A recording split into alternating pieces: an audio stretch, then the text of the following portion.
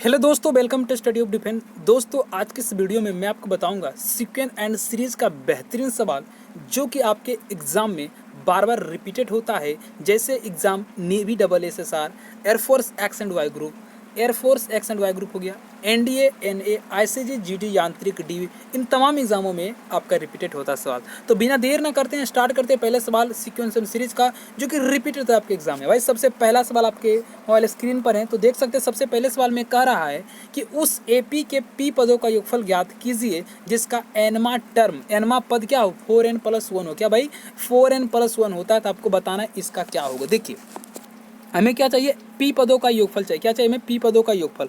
तो ये हमारा क्या दिया हुआ, एनमा पद, मतलब एन का मान हमको दे दिया कि 4n+1 होता है। क्या होता है, 4n+1 होता है। यदि हमें 2 से 3 चीज़ पता चल जाए तो मेरी कहानी बन जाएगी। दैट मीन्स एसपी निकल जाए। हमको क्या निकालना, हमको निकालना एसपी। एसपी क्या होगा, p/2 है ना। एसपी क्या होगा, p/2 इंटू 2a। हमें तो ए पता नहीं, ए का मतलब क्या हुआ, 1 रख देते हैं एन का बराबर, तो कितना 5 निकल जाएगा, 5 है ना। 2a होता है तो दूसरे इसको गुना कर देते हैं, है ना। उसके बाद p-1 मतलब क्या, n-1 मतलब p रख देंगे, तो p-1 और d का मान कितना हो जाएगा। d का यदि आपको मान ज्ञात करना हो तो इस प्रकार के क्वेश्चंस में यदि d चाहिए तो वो n का गुणांक ही होता है, मतलब coefficient of n that is d होता है। मतलब ये कितना 4 हो जाएगा। अब sp की यदि मैं बात कर दूं तो p/2 हो जाएगा। 5 दूनी 10, 5 दूनी 10 हो गया, और 10 में 4 के बच गए 6, और यहाँ हो गया 4p। कितना हो गया भाई, 4p हो गया। अब यदि आप 2 से भागा देंगे तो p into 3+2p, p into 3+2p, जो कि आपके ऑप्शंस नंबर मैं बात करूँ तो हमारा बी में बिल्कुल पूरी तरह से सही है। आइए अगला सवाल की ओर बात करके, इसी में कहता है एक सवाल और, ये भी रिपीटेड सवाल होता है, जिसमें से कह रहा है कि यदि 21, 18, 15 में कितने पदों का योगफल है ना, मतलब कितने पद होगा जिसका योगफल 0 होगा। दैट मीन्स एस का मान हमें 0 दे दिया पहले। अब एस क्या होता है, ये होता है n/2 है, n/2 और 2a प्लस n-1 इंटू में क्या d। ये किसके बराबर, ये 0 के बराबर हो गया बिल्कुल। अब देखिए, यदि मैं बात करूँ 2a का मान कितना है 21 है, प्लस n हमें तो निकालना ही है, n-1, d का मान यदि मैं बात करूँ तो -3 और बराबर क्या 0 हो जाएगा। ये सारा पोर्शन जाके इधर क्या कर देगा, 0 बना देगा। ना कि हम 2 को गुना करेंगे ना, ये पूरा पोर्शन इधर जाके 0 को बना देगा। ठीक है, ये हो जाएगा 42, प्लस में हो जाएगा माइनस में -3n और क्या +3 बराबर कितना 0 हो जाएगा। अब यदि मैं बात करूं तो 42 + 3 कितना होता है 45, और n का मान कितना हो जाएगा 15 हो जाएगा, जो कि आपके ऑप्शंस नंबर सी को दर्शा रहा है। आइए नेक्स्ट सवाल की ओर बढ़ते हैं। अगला सवाल में कहता है कि 4 संख्याओं जो एपी में है, 4 संख्या जो एपी में है जिसका सम 40 हो और उनमें से प्रथम एवं अंतिम पदों का गुणनफल 91 होता है, तो आपको बताना वो संख्या क्या होगी। देखो, इस प्रकार सवाल में हमें लगता है कि कम से कम 3 से 4 सेकंड लगेगा। ऐसा इसलिए बोल रहा है कि अब सिंपल सोचिए।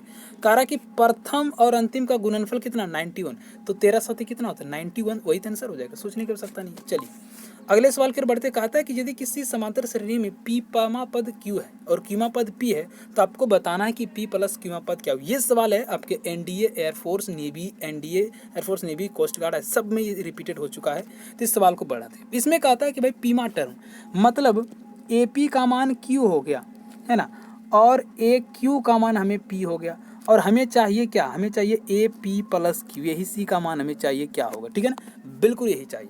हम कुछ नहीं करते हैं कि सिर्फ पी और क्यू को मान लेते हैं। यदि मैं पी को मान लूँ 1 और क्यू को मान लूँ 2 है ना, पी को मान लूँ 1 और क्यू को मान लूँ 2, तो मेरी कहानी बन जाएगी। देखिए, ए हुआ, ए पी का मतलब क्या A1, दैट मीन्स ए हुआ, ए का मान कितना है 2 हो जाएगा।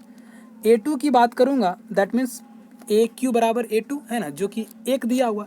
अब हमें चाहिए क्या, हमारा देखो ए निकल गया, ए का मान हो गया 2, क्योंकि A1 तो ए ही हुआ। यदि डी की बात करूँगा तो इसमें से इसको घटाएंगे तो हो जाएगा -1। बिल्कुल भाई, हमें चाहिए ए पी प्लस क्यू, मतलब क्या, मतलब ये पी प्लस क्यू मतलब क्या 2 1 3, हमें चाहिए A3। क्या चाहिए A3। अब A3 क्या होगा, A3 होगा A+2D, ए प्लस क्या होगा 2D होगा, और ए का मान कितना है, ए का मान हमारे पास 2 है, 2 प्लस 2 अगुना डी का मान कितना है -1 गाइस, बिल्कुल -1। अब यदि दोनों को गुना करके हम जोड़ेंगे तो आंसर कितना होगा, answer is what, answer is 0। जी हाँ, आंसर आपका बिल्कुल 0 आएगा, बिल्कुल। आइए अगला सवाल की ओर बढ़ते हैं। अगले सवाल की यदि मैं बात करूं तो अगले सवाल में कहता है कि यदि किसी एपी का पीमा पद क्यू है देखिए सवाल एक ही तरह लेकिन क्वेश्चन थोड़ा रिपीटेड हो रहा है ना। कहता है कि यदि किसी AP का वही काम है, मतलब वही AP बराबर Q है, AQ बराबर P है, बट आखिरी सवाल में पूछ दिया कि आरवा पद क्या होगा, मतलब AR क्या होगा। देखिए यदि मैं उसी प्रकार से P का मान 1 मान लूँ, Q का मान यदि मैं P मान लूँ, 1 मान 2 मान लूँ, देखो P का मान हमने 1 मान लिया, Q का मान हमने 2 मान लिया, राइट, बिल्कुल। फिर करते हैं क्या, अब यदि मैं बात करूँगा तो A1 का मान फिर 2 हो जाएगा और A2 का मान फिर 1 हो जाएगा, बिल्कुल गाइस। अब देखिए हमें चाहिए AR का मान, AR अकेला है, मतलब R क्या होगा, A plus R minus 1 into में क्या होगा, D होगा, बिल्कुल सिंपल समझ सकते हैं। अब A का मान कितना है, 2 है, बिल्कुल, प्लस R माइनस 1, R तो हमें चाहिए R के फॉर्म में, तो R रहने देते हैं, -1, और D का मान कितना है, D का मान देखिए इसको घटा के -1 उसमें भी आया था और माइनस इसमें 1 भी आया, ठीक है। इसका मतलब क्या हुआ, इसका मतलब ये हुआ हमको निकल गया कि 2 प्लस गुना कीजिएगा -1 से तो हो जाएगा -R, क्या हो जाएगा -R, ठीक है, और माइनस माइनस फिर क्या +1। अब आपको हम अभी तुरंत माने हैं 2 किसके बराबर है भाई साहब, 2 Q के बराबर है, 1 किसके बराबर है, 1 P के बराबर है। इसका मतलब इसका आंसर क्या हो जाएगा, इसका आंसर हो जाएगा कि P प्लस Q और माइनस में R, P plus Q minus में R। इस प्रकार के लंबे लंबे सवाल को भी आप सिंपल ढंग से बना सकते हैं आसानी से। ऑप्शन नंबर C बिल्कुल पूरी तरह से सही है। आइए अगले सवाल की ओर बढ़े। अगला सवाल में और आ जाते हैं। अगला सवाल ये जो इसमें कह रहा है कि यदि किसी AP में ABC AP में हो 1/BC 1/CA 1/AB का मान क्या होगा। देखिए सिंपल समझिए, यदि मैं इसमें बात करूंगा ABC AP में, इसका मतलब क्या, A मान लेता हूँ इसमें 1, B मान लेता हूँ 2 और C मान लेता हूँ 3, ये क्या AP, बिल्कुल 1 2 3 AP में होता है। अब इसी के फॉर्म में इसको तोड़ दीजिए, 1/BC, 1/BC का मतलब क्या, 1/6, फिर 1/CA का मतलब क्या हो गया 3 और 1/AB का मतलब हो गया 2। अब ये क्या होगा, इसका 2 गुना, तो 2/3, बिल्कुल इस दोनों के सम के बराबर है 2/3। दैट मीन्स ये हुआ कि ABC यदि AP में है तो 1/BC 1/CA and 1/AB, that means are also in AP। ये भी क्या हो जाएगा, AP में ही हो जाएगा। आइए अगले सवाल की ओर बढ़ते हैं। अगला सवाल में फिर उसी पर बेस्ड है, बस डिफरेंट ये गाइस कि AP का इसमें सम दे दिया, उसमें क्या था, उसमें सम नहीं था, इसमें सम दे दिया है। तो इस प्रकार के सवाल में हमें कह रहा है SP का मान, देखिए एक चीज़ याद रखिए, यदि SP का मान SQ के बराबर हो, SP का मान यदि SQ के बराबर हो तो आपको याद रखना है कि SP प्लस Q का जो मान होता है ये आल्सो 0 होता है। कितना है, ये भी क्या होता है, 0 ही होता है जी गाइस, ये भी आपका 0 ही होता है। क्यों, उसी प्रकार आप निकाल सकते हैं, P का मान 1 रखिए, Q का मान 2 रखिए, इस पर आप बेस्ट करिए, आंसर आ जाएगा, ठीक है। उसी पर ये भी बेस्ट होता है, ये भी आपका AP के वही काम है।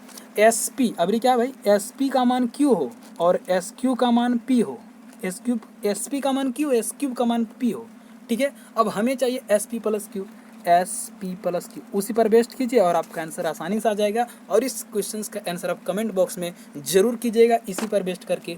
तो आपको मिलते हैं हम नेक्स्ट वीडियो में, आज के लिए इतना ही। जय हिंद दोस्तों।